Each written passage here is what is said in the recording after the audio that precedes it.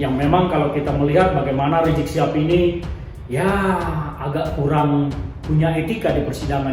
Please, tolonglah otak yang polos dan lugu itu agak dirubah sedikit. Kita maknai saja bahwa itu sebagai sebuah perilaku umat-umat yang lugu dan polos. Karena memang umat-umat yang lugu dan polos, ya begitulah, namanya lugu dan polos cenderung bisa mudah ditipu-tipu, cenderung mudah dibodoh-bodohi, cenderung mudah dibelokkan kiri kanan, dan cenderung mudah disetir. Melalui pengacaranya bernama Aziz Yanuar, media online banyak memberitakan bahwa Rizik Syihab mengucapkan kalimat yang menggoncangkan dunia. Dia berkata, "Sampai jumpa di pengadilan akhirat." Ucapan ini disampaikan oleh Rizik sebagai respon atas ketok palu hakim yang memvonisnya 4 tahun hukuman penjara terkait kasus Rumah Sakit Umi Bogor. Assalamualaikum. Waalaikumsalam. Semestinya Rizik dihukum, divonis 10 tahun penjara. Selama ini Rizik hanya meninggalkan catatan-catatan hitam, catatan-catatan kriminal yang seharusnya dia divonis maksimal 10 tahun penjara. Saya jadi curiga, nanti kalau banding kasus Rizik ini seperti Pinangki yang vonisnya, yang hukumannya lagi-lagi disunat, mempermalukan nama Habib.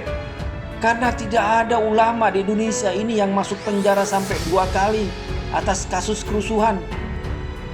Harusnya Rizik Syihab divonis 10 tahun penjara.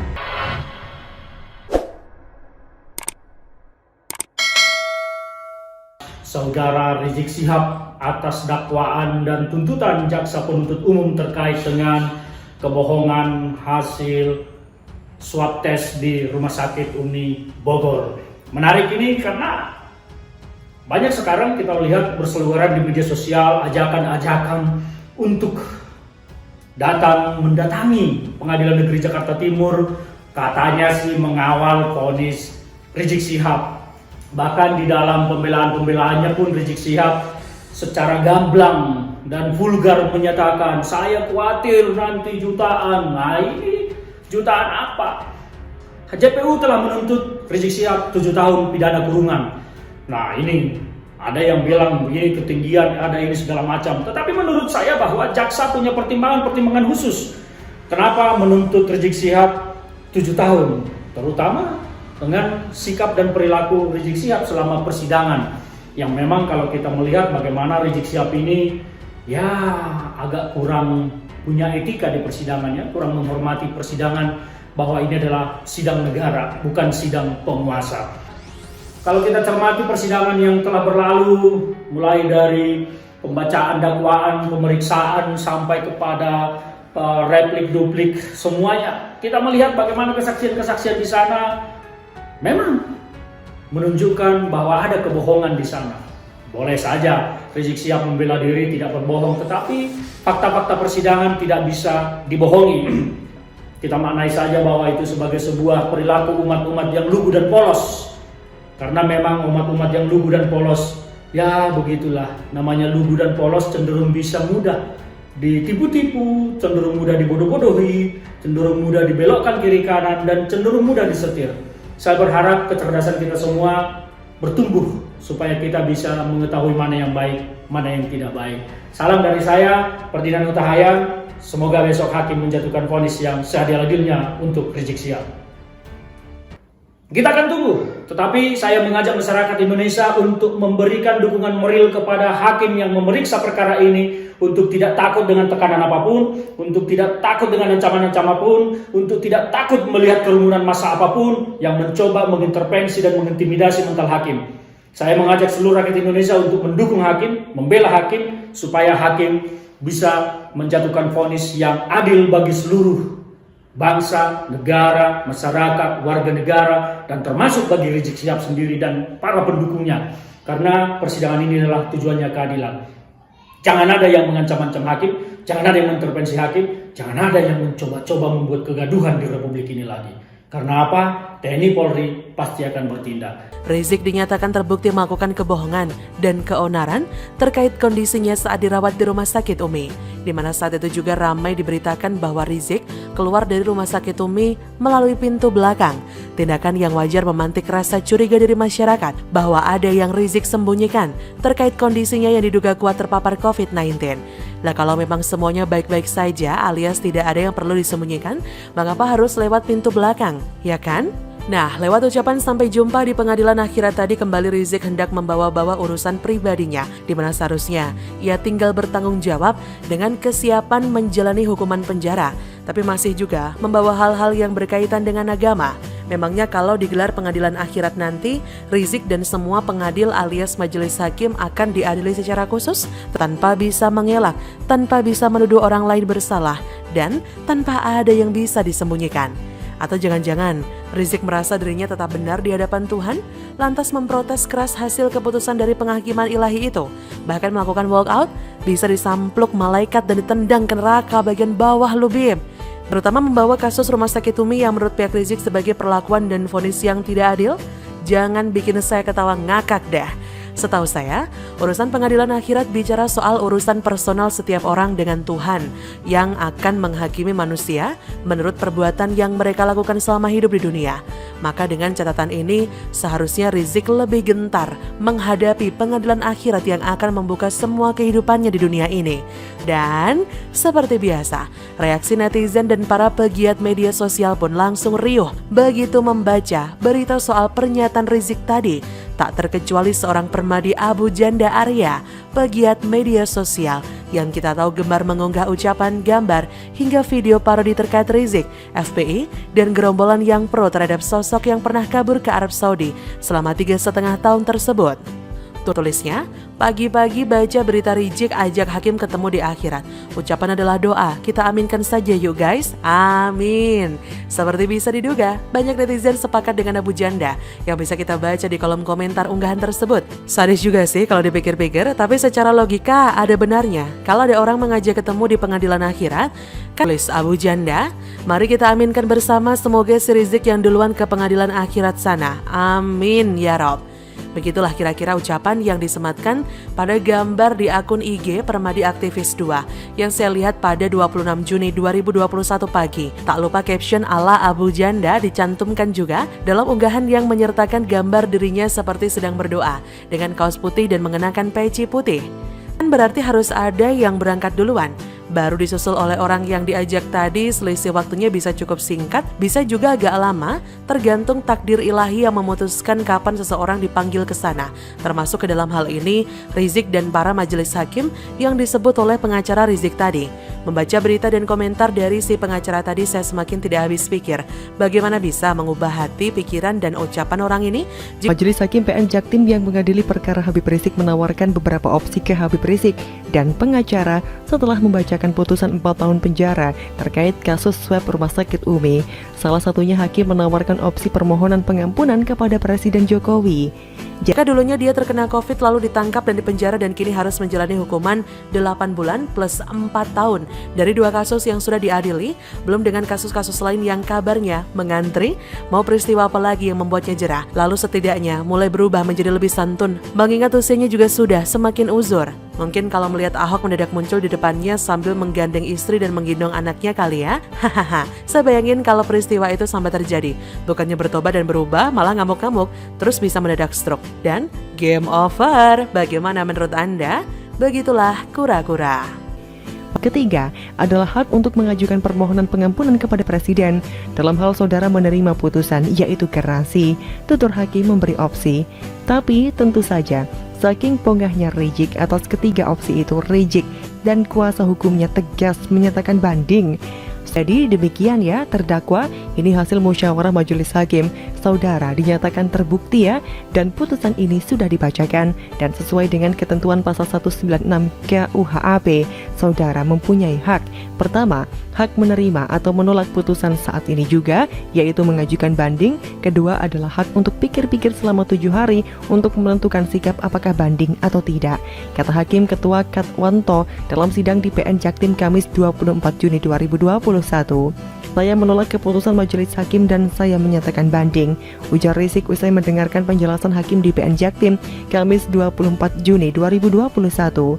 Rizik menjabarkan sejumlah alasan terkait untuk mengajukan banding putusan 4 tahun penjara.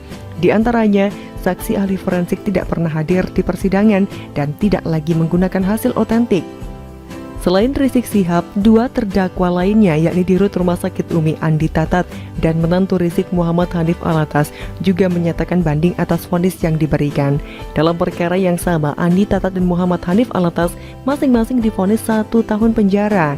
Andi Tatat dan Hanif Alatas terbukti secara sah melakukan tindak pidana, turut serta melakukan perbuatan dengan menyiarkan pemberitahuan bohong dengan sengaja menerbitkan keonaran di kalangan rakyat.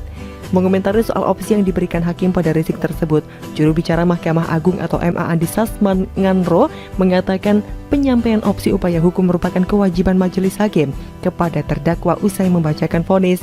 Adapun opsi upaya hukum diantaranya tidak hanya banding, tetapi bisa juga mengajukan gerasi apabila menerima putusan. Menyampaikan hak-hak terdakwa untuk menggunakan upaya hukum seusai divonis oleh majelis hakim boleh saja, bahkan menjadi kewajiban bagi ketua atau majelis hakim untuk memberitahukan hal tersebut. Upaya hukum itu tidak hanya banding atau kasasi, tetapi juga terdakwa apabila menerima putusan dapat mengajukan gerasi ke presiden, kata Andi saat dihubungi Kamis 24 Juni 2021. Pakar Hukum Pidana Universitas Muhammadiyah Jakarta, Khairul Huda mengungkapkan ketidaklaziman saat Majelis Hakim Pengadilan Negeri Jakarta Timur atau PN Jaktim memberikan opsi salah satunya meminta ampunan Presiden Jokowi untuk Rizik merespon vonis 4 tahun bui. Ia menyoroti penjelasan hakim mengenai opsi pengampunan Presiden dalam menyikapi putusan pengadilan. Menurut dia, hal tersebut biasanya dijelaskan hakim ketika terdakwa mengakui perbuatannya. Saya kira wajar saja hakim memberi penjelasan, jadi tidak lazim karena hakim semestinya tahu pengampunan hanya dapat dilakukan oleh orang yang mengaku bersalah. Sedangkan HRS, Rizik Syihab, selama persidangan meyakini dirinya tidak bersalah, ujar Huda kepada cnnindonesia.com melalui pesan tertulis Kamis 24 Juni. Ia berpendapat sikap hakim tersebut memberikan kesan seolah-olah masalah yang menjerat ex-pimpinan Front Pembela Islam atau FPI itu bukan ranah pengadilan. Hakim memberi kesan seolah-olah masalah HRS bukan dengan pengadilan, tapi dengan presiden. Jadi silakan minta pengampunan, imbuhnya. Sementara itu, pakar hukum pidana Universitas Trisakti Abdul Fikar Hajar menjelaskan konsekuensi jika Rizik mengambil opsi pengampunan presiden. Di antaranya adalah ia diampuni dan hukuman dikurangi, diampuni dan dibebaskan, serta permintaan pengampunan ditolak. Soal berapa besar akan diampuni sepenuhnya kewenangan presiden, ucap dia. Yaelah bibip, dikasih opsi gerasi, minta ampun ke presiden, kok kau tolak mentah-mentah? Ya sudah, selamat membusuk di penjara ya. Bagaimana menurut jurnalister? Silakan untuk tulis komentar di kolom komentar. Jangan lupa untuk like, subscribe, dan juga share. Harusnya Rizik Syihab divonis 10 tahun penjara sesuai ancaman pasal nomor 1415 tahun 1946 tentang peraturan hukum pidana yang didakwakan kepadanya. Kalau kita bandingkan dengan kerusuhan keonaran yang selama ini dilakukan oleh Habib Rizik beserta pengikutnya, meskipun jaksa sudah menuntut 6 tahun, tapi bagi kita tidak puas tuntutan itu, apalagi vonis hakim yang hanya 4 tahun penjara. Habib Rizik sudah 2 kali masuk penjara sebelum ini, tahun 2003 dan juga tahun 2008. Sebelum ini juga divonis kasus kerumunan di Petamburan 8 bulan dan kerumunan di Megamendung denda 20 juta. Saat ini hanya divonis 4 tahun penjara, padahal ancamannya itu 10 tahun penjara. Apalagi pendukungnya yang terbukti terkait dengan aksi-aksi terorisme, merakit bom karena mereka ingin datang ke pengadilan Rizik. Kemudian juga Munarman ditangkap oleh Densus 88 dan beberapa anggota FPI yang lain. Kemudian FPI juga sudah dibubarkan karena terbukti membuat kerusuhan dan ingin mendirikan khilafah Islamiyah di Indonesia yang bertentangan dengan Pancasila, UUD 45, NKRI, dan Bhinneka Tunggal Ika. Semestinya Rizik dihukum, divonis 10 tahun penjara. Selama ini Rizik hanya meninggalkan catatan-catatan hitam, catatan-catatan kriminal. Saya jadi curiga, nanti kalau banding kasus Rizik ini seperti Pinangki, yang vonisnya, yang hukumannya lagi-lagi disunat, yang seharusnya dia divonis maksimal 10 tahun penjara, bukan hanya 4 tahun penjara. Kita tidak akan pernah rela atas vonis yang rendah kepada Rizik Syihab yang mempermalukan nama ulama. Tidak ada yang namanya Habib di Indonesia ini yang masuk penjara sampai 2 kali atas kasus kerusuhan. Mempermalukan nama Habib, karena tidak ada ulama di Indonesia ini yang masuk penjara sampai 2 kali atas kasus kerusuhan. Oleh karena itu, jangan sebut Rizik sebagai Habib, sebagai ulama, karena tidak mencerminkan akhlak karimah seorang ulama, seorang Habib. Masih banyak ulama yang lain, masih banyak habaib yang lain yang bisa kita jadikan sebagai suri tauladan, sebagai panutan, sebagai kiblat umat menentukan kehidupan masa depan. Harusnya Rizik Syihab divonis 10 tahun penjara.